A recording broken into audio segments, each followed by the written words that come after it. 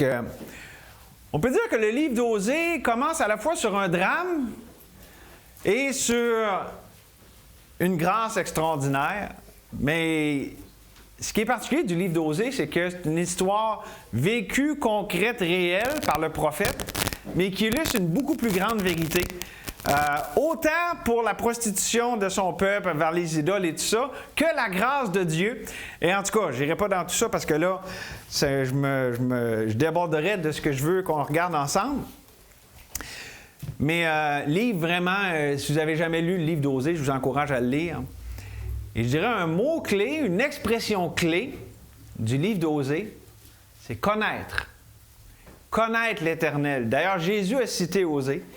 Et en disant, allez, apprenez ce que ça veut dire, je prends plaisir à la miséricorde et non au sacrifice. Quand on connaît Dieu, on n'est pas juste dans l'extérieur, dans le paraître, dans le faire, mais c'est la motivation du cœur. Dieu change les cœurs. Et c'est ça l'idée de la miséricorde, parce que justement, Jésus allait vers les gens, tout débâti, tout défait, mais il allait leur apporter la grâce qui reconstruit. Pas parce qu'il les laissait dans leur état et qu'il disait c'est beau, parce qu'il voyait que lui était capable de faire toute la différence. Et c'est vraiment ça ici avec Osée. Et on va lire ensuite, j'ai des choses à vous partager ce matin. Juste pour, si vous, ça vous fait, moi, le soulier me fait tout à fait. C'est des vérités que le Seigneur a prêchées à mon cœur, spécialement. Et donc, c'est pour ça que je suis content de vous les partager. Cependant, on est là dans le chapitre 2, verset 1. Cependant, le nombre des enfants d'Israël sera comme le sable de la mer qui ne peut ni se mesurer ni se compter.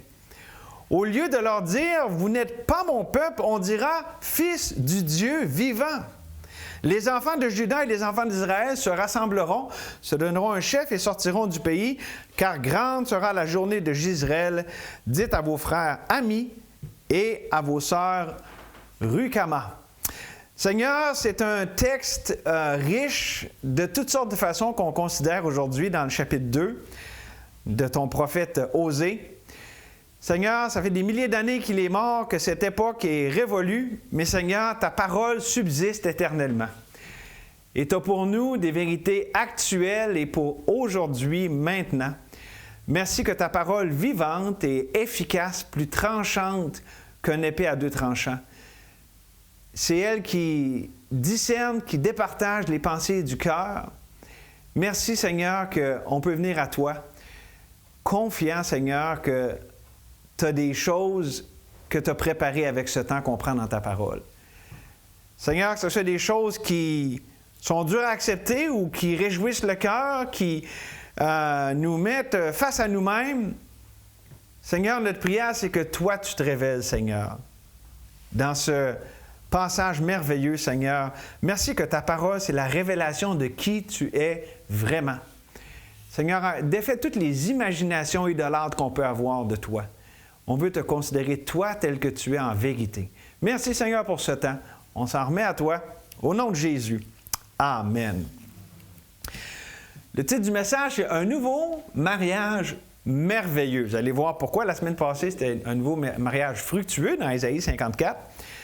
Merveilleux cette fois-ci. Il y a une promesse de grâce ici qui est évidente au chapitre 2, puis c'est pour ça que j'ai voulu qu'on lise le chapitre 1, parce qu'on voit que c'était pas justement dans les conditions idéales. Et c'est une promesse de restauration, de rédemption qui n'est pas méritée. Et c'est ça toute l'idée ici. Promesse d'ôter la honte. N'est-ce pas Jésus qui a été présenté par Jean-Baptiste comme l'agneau de Dieu qui ôte le péché du monde? Alors ici, Dieu ôtait la honte. En fait, cette femme, Gomère, avait une double honte. Non seulement elle était prostituée, mais elle ne pouvait pas avoir une famille légitime. On voit que quand elle s'est mariée, elle a eu des enfants, elle n'avait pas la honte de la stérilité, mais même dans son occupation de vie de prostituée, tout était honteux. Puis c'est à comprendre dans une culture d'honneur. Il n'y a rien de pire dans une culture d'honneur que d'être couvert de honte. Okay? Pour nous, on ne le comprend peut-être pas autant, mais si vous allez au Moyen-Orient, en Asie, en Afrique, c'est des cultures d'honneur, où est-ce que l'honneur est beaucoup plus important. D'ailleurs, avez-vous remarqué, quand on parle d'un Africain, souvent, quand il vient d'arriver ici, il va se présenter par son nom de famille en premier. Pourquoi? Parce qu'il est rattaché au nom de sa famille. L'honneur de sa famille. Puis, en tout cas, il y a toute une façon de penser différente. Mais tout ça pour dire qu'on est ici face à une grâce merveilleuse. C'est pour ça que j'ai appelé ça un mariage merveilleux, parce que c'est extraordinaire. Dieu prend une situation honteuse, déplorable, et en fait une gloire, une grâce qui le manifeste. Et vous savez, toute la Bible, Jésus l'a dit lui-même, toute la Bible pointe à Jésus. Et ici, on a une histoire qui est arrivée dans le temps, il y a des milliers d'années. Mais le grand accomplissement de toutes ces vérités-là est en Jésus. Et là-dessus, je vais vous donner quelques versets. Ça va appuyer justement le fait que j'ai mon titre, Un mariage merveilleux. Écoutez, je vais vous lire en rafale quelques versets du temps de Jésus, où est-ce que ça va vous aider à comprendre justement ce vers quoi on s'en va avec ce message. Il était dans le plus grand étonnement ici, les gens autour de Jésus. Il disait, il fait tout à merveille, parlant de Jésus. Même il fait entendre les sourds, parler les muets. Ça, c'est dans Marc 7, 37. N'avez-vous pas lu cette parole de l'Écriture? La pierre qu'ont rejetée ceux qui bâtissaient est devenue la principale de l'angle. Car c'est par la volonté du Seigneur qu'elle est devenue, et c'est un prodige à nos yeux. Jésus était prodigieux, merveilleux, il était extraordinaire. Jésus leur dit, n'avez-vous jamais lu dans les Écritures, la pierre qu'a rejetée ceux qui bâtissaient est devenue la principale de l'angle? C'est du Seigneur que cela est venu, et c'est un prodige à nos yeux. Donc c'est répété autant dans Marc que dans Matthieu. Et la Bible nous dit aussi, grâce soit rendue à Dieu pour son don, Jésus, merveilleux. Donc, c'est ça qu'on va regarder ensemble, les choses merveilleuses qui ont rapport à ce que Dieu fait dans la vie de ceux qui se confient en lui.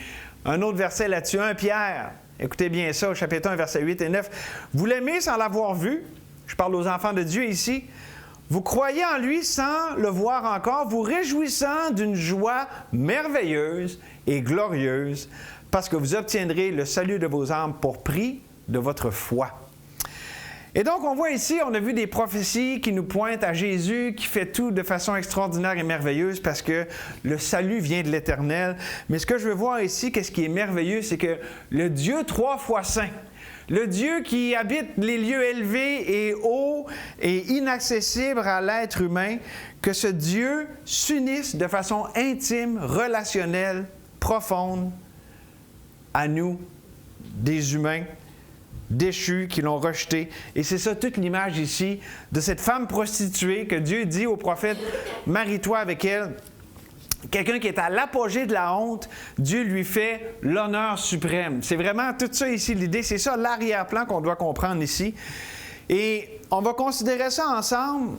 Et j'aimerais qu'on le considère, vu que le message nous parle de merveilleux, j'aimerais que nous ayons une réponse toute simple, d'émerveillement en rapport avec un Dieu si grand, ou pour le dire dans les paroles du cantique, qu'un Dieu si grand ait pu penser à moi. Hein? Seigneur, Dieu Tout-Puissant. Celui qui a écrit ça, je pense qu'il avait une idée pas mal de ce qu'on parle ce matin. Il était émerveilleux d'un Dieu si bon et si grand. Donc, on va voir ensemble simplement 3 merveilles du nouveau mariage merveilleux. 3 merveilles. Et vous allez voir, ce n'étaient pas les merveilles que vous attendez. D'abord, on va lire dans les versets 4 à 9, la merveille de l'échec de soi. Regardez le verset 4. On va lire de 4 à 9. « Plaidez contre votre mère, car elle n'est point ma femme, je ne suis point son mari. Quelle autre de sa face ses prostitutions et de son sein ses adultères? Sinon, je la dépouille à nu, je la mets comme au jour de sa naissance, je la rends semblable à un désert, à une terre aride, je la fais mourir de soif, et je n'aurai pas pitié de ses enfants, car ce sont des enfants de prostitution. Leur mère s'est prostituée, celle qui les a conçus s'est déshonorée, car elle a dit, j'irai vers mes amants, qui me donnent mon pain et mon eau, ma laine et mon lin, mon huile et ma boisson. C'est pourquoi, voici, je vais fermer son chemin avec des épines et élever un mur, afin qu'elle ne trouve plus ses sentiers. Elle poursuivra ses amants et ne les atteindra pas. Elle les cherchera et ne les trouvera pas. Puis elle dira, j'irai et je retournerai vers mon premier mari, car alors j'étais plus heureuse que maintenant. La merveille de l'échec de soi. Le but ici, c'est Dieu qui veut restaurer la relation, mais en passant par le processus des versets 4 à 8 où est-ce que tout va mal. C'est l'échec, c'est la débandade.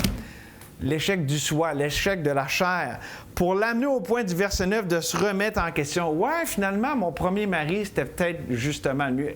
Après avoir cru le mensonge que les amants, les idoles pouvaient amener la satisfaction, comme le fils prodigue, elle est rentrée en elle-même et elle a dit, ouais, je pense que j'étais mieux avec l'Éternel, mon premier mari. C'est ça ici l'idée, le processus qui amène au verset 9. Le verset le plus important de cette section, c'est le verset 9, où est-ce qu'après l'échec du soi, il y a une remise en question du soi, où est-ce que le centre d'attention, le centre d'intérêt change, est transformé et passe de moi, ce que moi je veux, ce que moi j'aime, mes intérêts, à Dieu. Et pas juste ce que Dieu veut, mais ce que Dieu fait de moi et veut faire de moi. Là, Dieu, c'est plus un ennemi. Ah, Dieu, c'est celui qui m'empêche de faire ci, qui me force à faire ça. Non, Dieu, c'est celui qui me veut du bien. C'est là la remise en question. Moi, quand je dirige ma barque, je fais naufrage. Mais quand c'est Dieu, wow, c'est vraiment mieux. C'est ça, la bénédiction de l'échec du soi. Ça nous amène à apprendre, à apprécier ce qu'on prend tellement facilement pour acquis. N'est-ce pas quelque chose d'incroyable? On voit ça dans toutes nos relations. Ceux qui sont mariés ici, on prend pour acquis notre époux, notre épouse. Ceux qui ont des enfants, on prend pour acquis. Les enfants, on prend pour acquis nos parents. On peut prendre pour acquis notre Église. On prend tellement pour acquis ce qui est précieux. Puis ce qui est précieux, ça devient commun, ordinaire.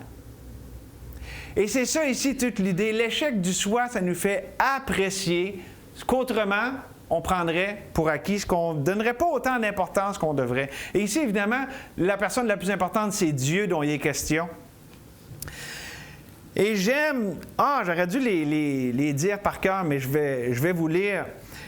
Dans le psaume 119, il y a 2 versets. J'ai 2 versets préférés dans le psaume 119. Psaume 119, il y a beaucoup de versets, là, 176, si je ne me trompe pas. Mais écoutez ces deux-là ici que j'aime donc bien. Psaume 119, verset 67 dit « Avant d'avoir été humilié, je m'égarais.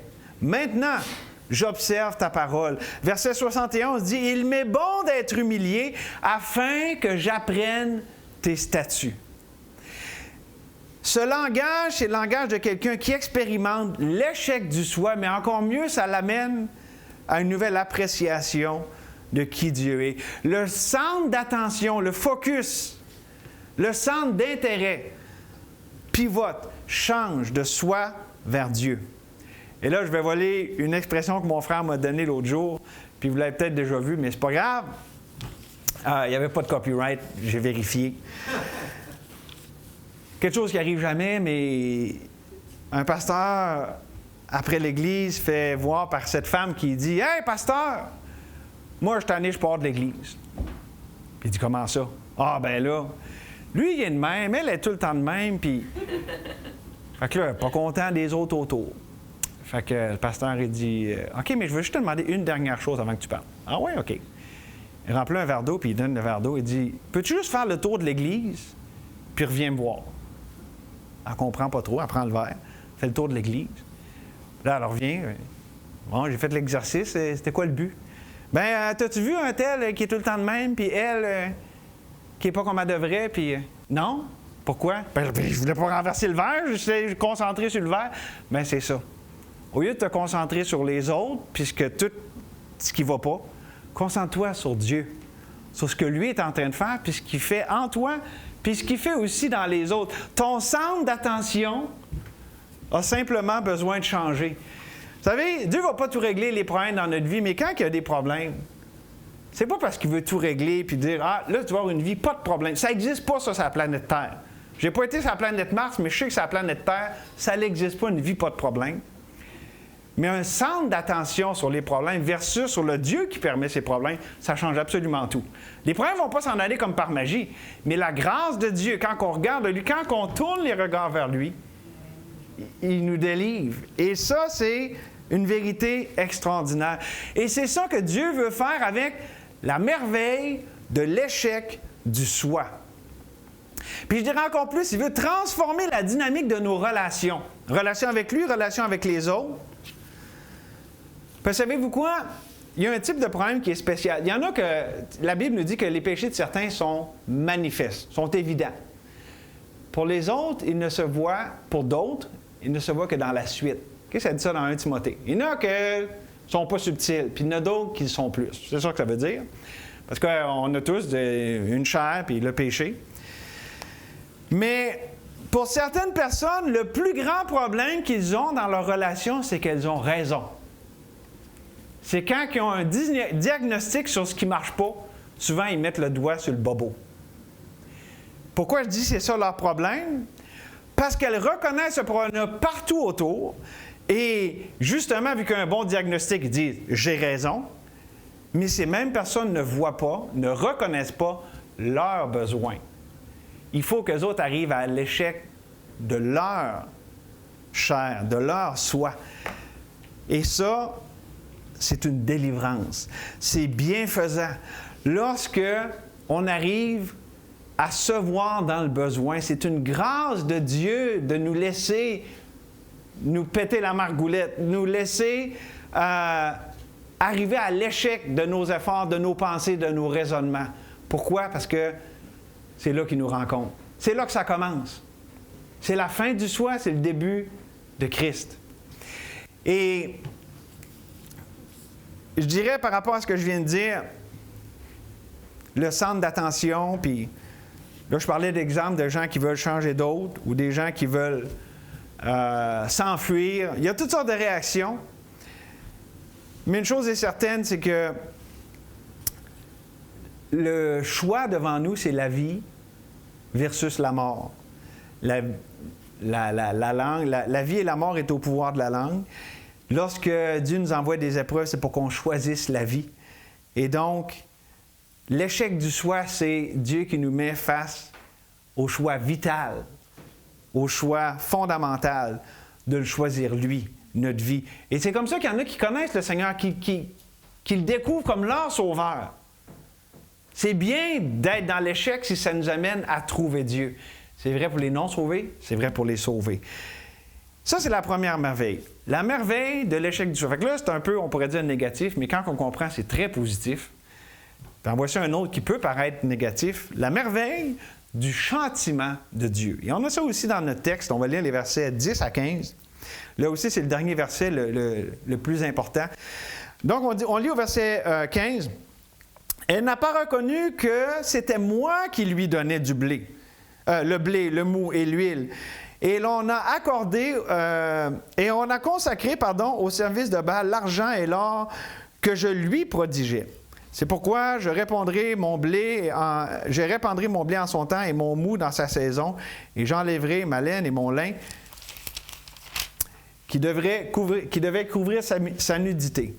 Et maintenant, je découvrirai sa honte aux yeux de ses amants, et nul ne la délivrera de ma main. Je ferai cesser toute sa joie, ses fêtes, ses nouvelles lunes, ses sabbats et toutes ses solennités. Je ravagerai ses vignes et ses figuiers dont elle disait, c'est le salaire que m'ont donné mes amants. Je réduirai en une forêt, je les réduirai en une forêt et les bêtes des champs les dévoreront. Je la châtirai pour les jours où elle encensait les Baals, où elle se parait de ses anneaux et de ses colliers, allait vers ses amants et m'oubliait, dit l'Éternel.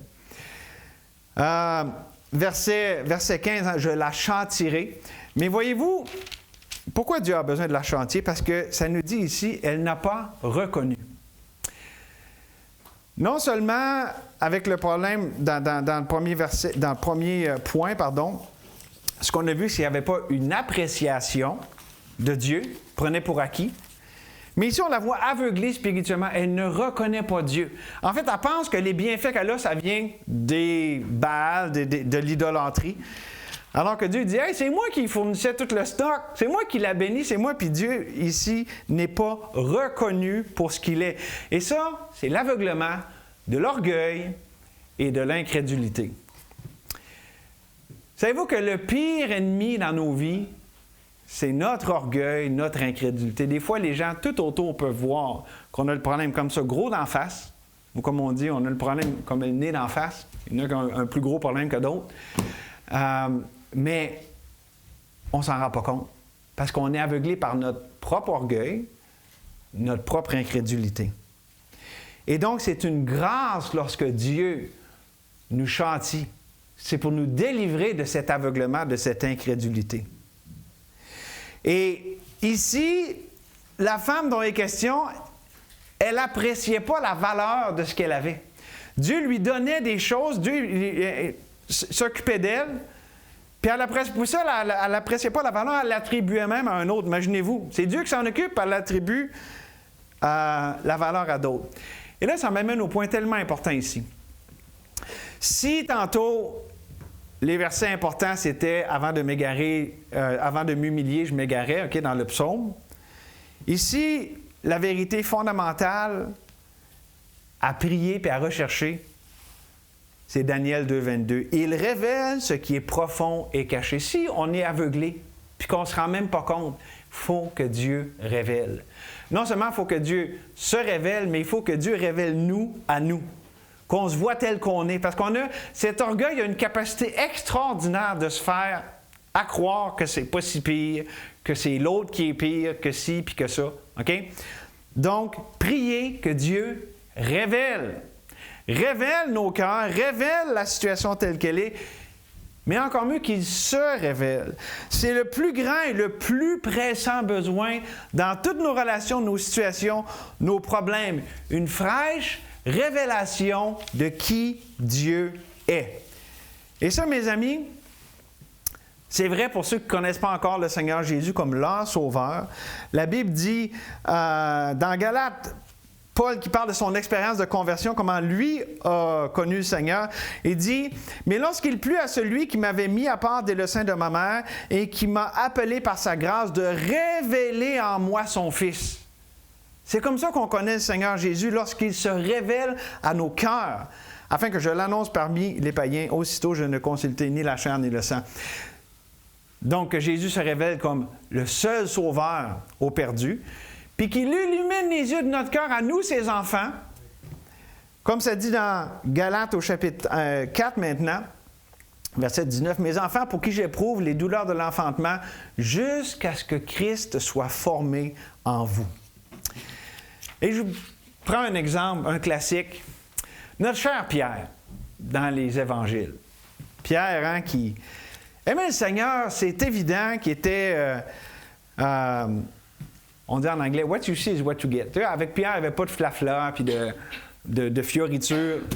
Pierre, c'était tel quel. Tu sais, c'était une planche de plywood pas planée. Là, tu sais, tu te mettais les mains pour prendre Pierre, tu allais avoir des écorches chez les mains après. Là. Ça, c'était Pierre. Il n'était pas juste pas sablé, il n'était même pas plané. Là, tu sais. Pas de subtilité avec Pierre. Et donc, quand on pense à lui, savez-vous quoi? On le voit dans les Évangiles, et spécialement à partir, quand on est dans Matthieu, par exemple, jusqu'à Matthieu 16, c'est pas si pire. Mais après ça, ça commence à aller de mal en pire. Jusqu'au point culminant, malheureusement, où est-ce que vous le savez, hein? Il renie son Seigneur. Puis avec véhémence, avec force, là, il invoque la colère de Dieu sur lui. Il dit, si je connais cet homme-là, que la colère de Dieu vienne sur moi. Tu sais, il faisait rien à peu près, Pierre. Fait que, tu sais, il a vraiment... Il est tombé pas à peu près, mais tout ça à partir du moment où est-ce qu'il boguait, et permettez-moi l'expression, par rapport... pas à la révélation de qui Dieu est, parce que ça, il l'a compris, il dit, tu es le Christ, le Fils du Dieu vivant. Ce qui ne marchait pas pour Pierre, c'était qu'est-ce que Jésus allait faire. Le Fils du Dieu vivant qui va mourir dans les mains des impies, sur une croix comme un criminel, alors qu'il est le roi des rois, le Seigneur des seigneurs, qui est celui qui est promis, celui qui va établir le royaume d'Israël. Je veux dire, tout ça ne marchait pas. Et c'est tout à fait légitime, parce qu'il y avait des raisonnements même bibliques derrière ça. Et donc, pour Pierre, ça ne marchait pas. Et il allait de mal en pire, parce que oui, il est allé jusqu'à le renier, mais à partir de ce moment-là, vous remarquerez, là, ça commence par, il va reprendre le Seigneur en disant « À Dieu ne plaise, ça ne va pas t'arriver ». Je veux dire, il savait qu'il parlait au Seigneur, là, puis il l'a repris. Là. Non, ça ne va pas t'arriver. Puis après ça, quand Jésus parlait, il mettait en doute ce qu'il disait constamment. Le doute envahissait son cœur. Mais Dieu, dans sa grande bonté, dans sa grande fidélité, lui a fait expérimenter la grâce de son châtiment. Et c'est quoi? Il est vrai que tout châtiment semble d'abord un sujet de tristesse. Il a même pleuré amèrement, notre cher Pierre. Un sujet de tristesse et non de joie, mais il produit plus tard, pour ceux qui ont été ainsi exercés, un fruit paisible de justice. Ça, c'est Pierre dans le livre des Actes. C'est Pierre après que Dieu l'ait relevé. Et savez-vous quoi? À travers ça, Dieu a révélé Pierre à Pierre, qui n'était pas aussi fort qu'il pensait, qui n'était que chair et faiblesse. Mais encore mieux, Dieu a révélé qui, lui, il est, à Pierre. Tu sais, dans Jean 21, quand ils sont sur le bord du feu, là, puis Jésus pose la question, « Est-ce que tu m'aimes plus que ceux-ci? » Jésus le relevait et disait, « Pierre, je t'aime. C'est moi ton bon berger. Je suis fidèle. T'as-tu vu, je ne t'ai pas abandonné. » Puis même au moment que le péché est arrivé, le reniement, Jésus a rétabli le regard. Donc, oui, il a révélé Pierre à Pierre, mais il s'est révélé lui-même à Pierre. C'est ça, la beauté, la grâce du châtiment de Dieu. Je ne sais pas comment tu t'identifies ce matin à Pierre dans l'illustration que je viens de donner. Mais qu'on voit que le châtiment de Dieu, c'est réellement une grâce à laquelle tous les vrais enfants de Dieu ont part. Encore là, je vous lis Hébreux chapitre 12. « Supportez le châtiment, car c'est comme des fils que Dieu vous traite.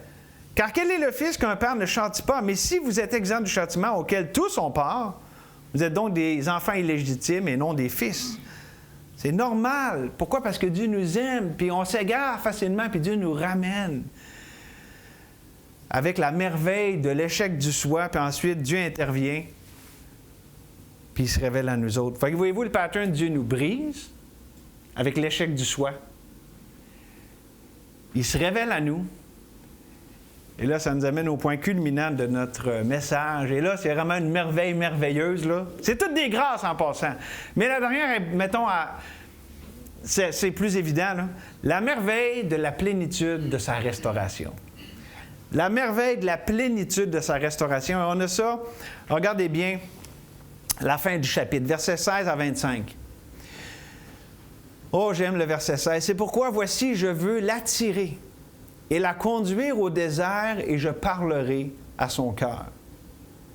Là, je lui donnerai ses vignes et la vallée d'Accord comme une porte d'espérance, et là, elle chantera comme au temps de sa jeunesse, comme au jour où elle remonta du pays d'Égypte. En ce jour-là, dit l'Éternel, tu ne m'appelleras plus mon mari, tu m'appelleras mon mari, tu ne m'appelleras plus mon maître. J'ôterai de sa bouche les noms de Baal, afin qu'on ne les mentionne plus par leur nom. En ce jour-là, je traiterai pour eux une alliance avec les bêtes des champs, les oiseaux du ciel et les reptiles de la terre. Je briserai dans le pays l'arc, l'épée et la guerre, et je les ferai reposer en sécurité. Je serai ton fiancé pour toujours. Je serai ton fiancé par la justice, la droiture, la grâce et la miséricorde. Je serai ton fiancé par la fidélité. Et tu reconnaîtras l'Éternel. En ce jour-là, j'exaucerai, dit l'Éternel. J'exaucerai les cieux, et ils exauceront la terre. La terre exaucera le blé, et le mou et l'huile. Et ils exauceront Gisraël. Je planterai pour moi l'eau Rukama dans le pays. Je lui ferai miséricorde. Je dirai à l'eau amie, tu es mon peuple. Et il répondra, mon Dieu. Ça, c'est la pleine restauration promise. Et remarquez comment ça commence. Je vais la conduire dans le désert, puis je vais parler à son cœur. C'est ça la grâce de l'échec du soi, puis du châtiment de Dieu, c'est le désert. Ça ne marche pas, ça ne porte pas de fruits, parce que ce n'est pas supposé. Mais remarquez-vous, ces moments de désert, ces moments d'échec, n'est-ce pas vrai que c'est là, quand on est un enfant de Dieu, que Dieu parle, pas juste là dans une oreille, puis ça sort par l'autre, il parle à nos cœurs. Il s'adresse à nous d'une manière profonde et transformante. Parce qu'il a à cœur la plénitude de notre restauration. Dieu est bon dans toutes ses voies. Quand Dieu nous conduit dans le désert, c'est parce qu'il nous aime, puis il fait quelque chose de bon dans nos vies, puis avec nos vies. Donc ici, on a vraiment la belle image de la restauration. Et c'est quoi qu'il dit dans le désert? Bien, je pense que c'est ce qu'il y a dans le verset 25. « Je planterai pour moi l'eau Rukama dans le pays, je lui ferai miséricorde. Je dirai, il parle au cœur, l'eau ami, ça veut dire tu es mon peuple. Puis, c'est ça, l'eau Rukama, ça veut dire pas de miséricorde. Et donc, je vais dire, je te fais miséricorde. Puis, l'eau ami, ça veut dire, t'es pas mon peuple, mais là, je vais dire, t'es mon peuple. Le renversement des choses. La malédiction qui est transformée en bénédiction. Et voici ce que je veux amener. C'est bien simple, le troisième point. C'est le plus court des trois. Le pattern ici, là, c'est que, bon, on comprend ici la situation historique d'Israël avec l'Éternel, ou même Gomer avec Osée, ou nous avec Dieu. Ici, il y a un passage de la méconnaissance, de s'imaginer des choses de Dieu, l'aveuglement spirituel, OK, à connaître de façon expérimentale et profonde le Dieu de notre salut. Le connaître, ça met la table pour tout le reste du livre, parce que le mot-clé, vous le lirez par vous-même, vous l'étudierez, le mot le plus important dans Osée, c'est connaître. Et ici, on ne parle pas d'une connaissance intellectuelle, juste factuelle, connaissance relationnelle. Une connaissance expérimentale et profonde dont 2 Pierre nous parle, hein, que Dieu nous a donné tout ce qui contribue à la vie et à la piété au moyen de la connaissance. Connaître, mon Dieu, la connaissance de celui qui nous a appelés par sa grâce et par sa vertu. C'est même la clé, ça nous dit que c'est comme ça qu'on grandit dans la grâce et dans la connaissance de Dieu. Autrement dit, là où est-ce qu'on méconnaissait, maintenant, on connaît vraiment. Ou pour le dire dans les mots de ce qu'on a vu avant, là, on n'avait pas d'appréciation de Dieu, on a une nouvelle appréciation. Wow! Dieu, t'es vrai, t'es bon. Puis je ne fais pas juste dire Dieu est bon parce que c'est ce qu'un chrétien dit, ça résonne dans mon cœur. Ça dépasse les mots. Je le chante, c'est le cantique nouveau que Dieu a mis dans mon cœur. L'appréciation de Dieu, puis la reconnaissance de Dieu. Et c'est ça, la pleine restauration. Ça a tout rapport avec Dieu. J'ai un frère bien aimé que j'ai vu cette semaine, mon frère Simon. Puis il m'a donné l'expression, elle m'a résonné tout le temps, tout le reste de la semaine dans la tête. Big God Theology. Une théologie d'un grand Dieu. Puis tu sais, si notre théologie a réduit Dieu, là, tu sais, parce que des fois, on parle avec des gens, puis hey, ça se peut pas que Dieu, puis ci, puis ça. Mais mon Dieu est tellement grand, là, je ne peux pas le comprendre. Je ne peux pas comprendre toutes ses voies, je ne peux pas comprendre toute sa personne. Dieu se révèle beaucoup, là, puis je peux comprendre beaucoup de choses sur lui, mais il est tellement grand que ça dépasse l'entendement. Pour moi, ça, c'est une source de joie puis de sécurité. Je ne le connais pas parfaitement comment tout je peux le connaître, mais wow, quand Dieu se révèle à moi, j'ai un big God theology moment. Ça me donne, ça dit, wow, quel grand Dieu! Seigneur, grand Dieu, ton pouvoir est immense. Je veux dire, ça dépasse l'entendement. Et je vais parler pas mal du fait de la pleine restauration dans le prochain message. Mais ce matin, je veux terminer avec justement ce dont je vous ai parlé. Un mot-clé qui revient beaucoup dans Osée. Et on va lire ensemble le chapitre 6, versets 1 à 3. Parce que c'est un appel, donc ça se prête bien pour terminer ce message. « Venez, retournons à l'Éternel, car il a déchiré, mais il nous guérira. Il a frappé, mais il bandera nos plaies. Il nous rendra la vie dans 2 jours. Le 3e, il nous relèvera. Et nous vivrons devant lui. Connaissons, cherchons à connaître l'Éternel.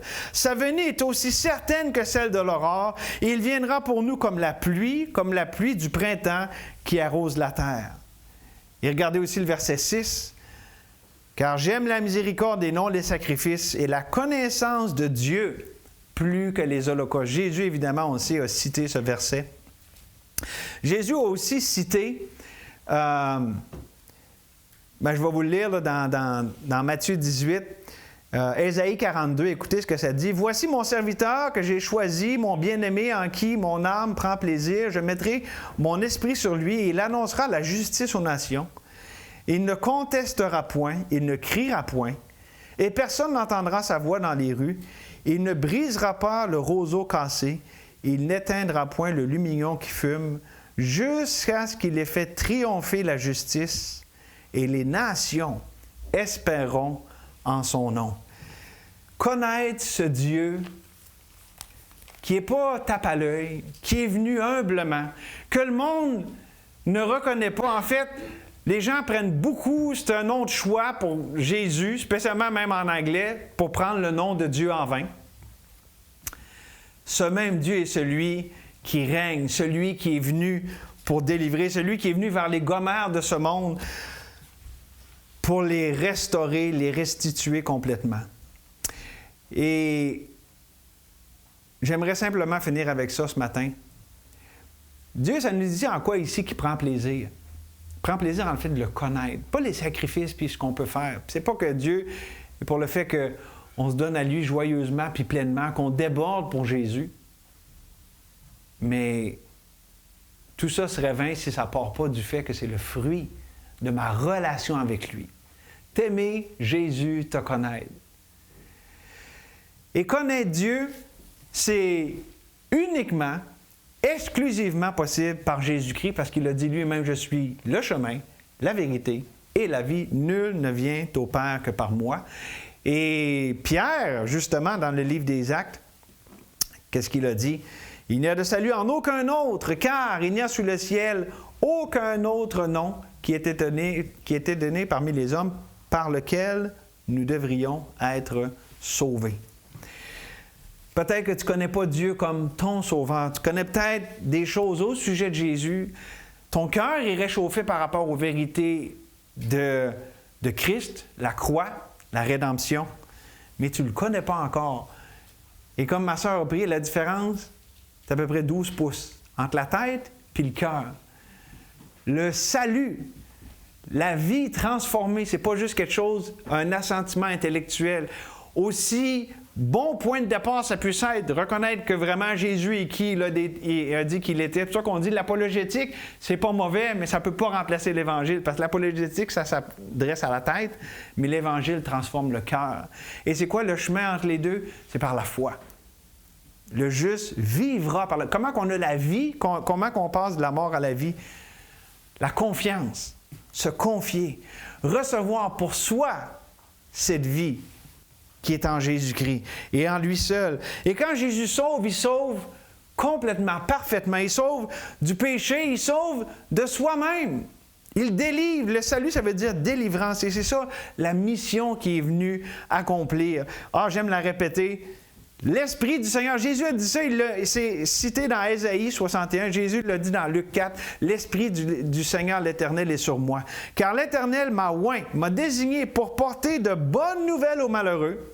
Il m'a envoyé pour guérir ceux qui ont le cœur brisé, pour proclamer aux captifs la liberté et aux prisonniers la délivrance. » C'est ça connaître Dieu, c'est connaître la grâce de sa vie, de son intervention, de sa délivrance dans notre vie. Jésus qui est venu à nous plein de grâce et de vérité pour se faire connaître à nous. Et vous qui êtes ici, un enfant de Dieu par la grâce de Dieu, vous le savez, vous êtes sauvés. L'Esprit rend témoignage à votre esprit que vous êtes enfant de Dieu. Faites attention de ne pas rejeter, de ne pas vous rebuter à la grâce de l'échec de soi, à la grâce du châtiment de Dieu. Parce que Dieu, ce n'est pas du langage de rejet qu'il vous donne dans ce temps. Il n'est pas en train de vous dire comment vous êtes un pas bon, comment vous n'êtes pas digne de lui. Dieu vous montre comment vous avez besoin de lui. C'est ça que Dieu vous montre. Ici, enfant de Dieu, là, quand on a la grâce de l'échec de soi, la grâce du châtiment de Dieu, c'est Dieu qui nous ouvre les bras. Puis qui dit, tu vois à quel point tu as besoin de moi. Pensez à Pierre. Pierre, Jésus avait les bras ouverts, il n'a jamais arrêté. Il était patient avec Pierre, puis il l'a pris là où il était, puis il l'a emmené où lui voulait qu'il soit. C'est pour ça qu'on n'a pas à rejeter la grâce de la merveille, de l'échec du soi, du châtiment de Dieu, parce que c'est Dieu qui opère sa pleine restauration dans nos vies. C'est le moyen privilégié, voire peut-être même exclusif, que Dieu utilise dans nos vies. pour former Christ en nous. Alors voici, je termine avec une parole bien simple. Que vous soyez sauvés ou non sauvés, la même chose pour tous ici. Cessons d'insister et de résister. Insister sur nos voix, résister aux voix de Dieu, insister sur nos pensées, résister à celles de Dieu, insister pour nous, puis arrêter de résister à ce que Dieu veut faire. Et entrons dans l'humilité qui accepte les voix de Dieu, qui accepte que Dieu, on s'approche de lui par la foi. C'est la seule manière d'y être agréable. Avec ce qu'il nous envoie, on ajoute confiance. On mélange ça avec le fait que Dieu, j'aime pas ça, je comprends pas, je sais pas ce que tu es en train de faire, mais je te fais confiance. Parce que ça vient de toi. Merci Seigneur pour ta bonté, ta grâce, ta patience. Merci pour le livre d'Osée qui est tellement fort sur des vérités profondes, mais merci pour aussi le fait que, Seigneur, ce que tu voulais, c'est que ton peuple te connaisse, toi, réellement, comment tu es. Pas comment ils s'imaginaient que tu étais, ou pas avec toute la tromperie des idoles qui mettaient un brouillard dans leurs pensées. Seigneur, nous, de même, on veut te découvrir tel que tu es. Et merci que tu passes par des voies qui sont les tiennes, qui te sont propres, que tu as décidé que ça allait être comme ça. Oui, comme notre frère l'a prié tantôt, tu nous forces, Seigneur, à te faire confiance. Pas d'une manière méchante et mesquine, mais Seigneur, tu as conçu la vie abondante, la vie réelle et fructueuse, Seigneur, pour qu'elle soit le fruit d'une dépendance à toi. Tu l'as voulu ainsi, Seigneur, et on te remercie, on te bénit pour ça. Oui, Seigneur, brise toute insistance et toute résistance à ces choses. Parce qu'en toi est la vie. Et pas juste un peu, en abondance. On te loue, on te bénit, Seigneur. On veut répondre à ce que tu as pour nous ce matin, que les paroles que tu nous as dites ne tombent pas à terre sans avoir fait tout leur effet, Seigneur. On te demande toutes ces choses au nom de Jésus. Amen.